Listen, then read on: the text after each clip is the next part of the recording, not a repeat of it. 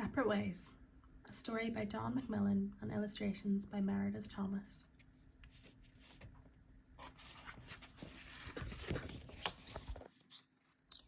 Tess and Nathan were worried. There was something happening in their family that they didn't understand. Mum and Dad were often very quiet, and sometimes Mum's eyes were red from crying. One morning, Tess asked, "What's wrong, Mum?" Nathan whispered anxiously, "Are you sick?" "I'm all right, just a bit tired, that's all," replied Mum with a tremble in her voice. Dad was tired too. He didn't laugh and joke the way he used to. After he got home from work, he was too exhausted to play football or basketball. "Come on, Dad," begged Nathan. "Come outside with us. Just for a while, please," said Tess.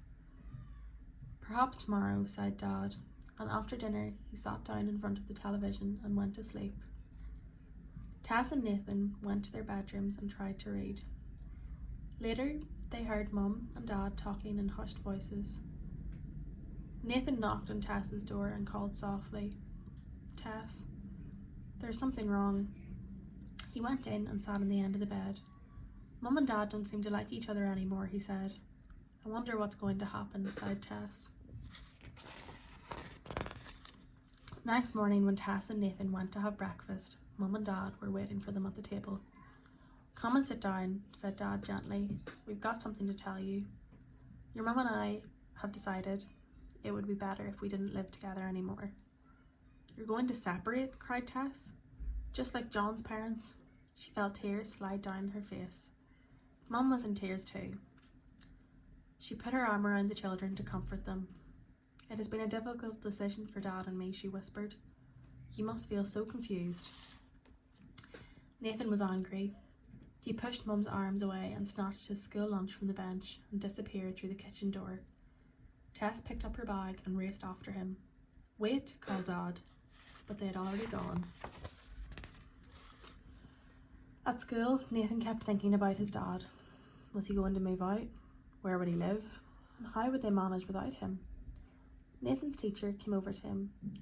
"Your mother rang the school this morning, Nathan, to make sure you and Tess had arrived safely. Are you all right?" she asked gently. Nathan shrugged his shoulders. "I'm okay," he said, but he sat in silence for the rest of the morning, feeling very unhappy.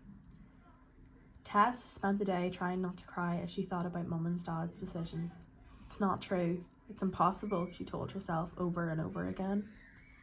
On the way home from school, Tess and Nathan stopped to talk. They sat on a wall, kicking their heels angrily against the bricks, while Nathan wiped his tears with the back of his hands. Tess jumped down onto the footpath and said, "We better go home and see Mum, how Mum is. She looked really upset this morning." "Dad looked sad too," replied Nathan. "What can we do?" "I don't know," muttered Tess. "I wish things could go back to the way they were." The children walked slowly home. When they went inside, they found Dad busy in the kitchen. "I came home early from work to see you," he told them. "I thought you'd probably be hungry after your hard day, so I'm making you both a sandwich." Nathan ran to his dad and hugged him. "We love you," he said. "We love Mum too," Tess added quickly. "I know you do," said Dad. Tess and Nathan and Dad sat down together at the table. "What's going to happen, Dad?" Tess asked. "Are you going to move out?" Dad nodded. "Don't go too far away, please," said Nathan, fighting back more tears. "We want to come and see you." Dad reached over and squeezed his arm. "Now you mustn't worry. I can live with Gran until I find a new house," he reassured them. "Can we come and stay with you sometimes when you get your new house?" asked Tess. "Of course you can," said Dad. "You'll be staying lots of weekends. Sometimes we could go camping or fishing." "Okay," said Nathan. "That will be good." "Yes," said Tess in a shaky voice, and she tried to smile too. At that moment, Mum came in through the door. Tess and Nathan jumped up and gave her a hug. "Are you two all right?" she asked. "We're feeling a bit better now because Dad said he's going to be staying with Gran for a while," said Tess. And we will be seeing him lots, said Nathan, blinking back tears. I think we have 2 special children, said Dad, looking at Mum. Mum nodded her head and smiled. Yes, we're very lucky, she said. And we'll still have our special Mum and Dad, said Tess. Wherever you live, we'll always love you. And we'll always love you too, said Mum and Dad.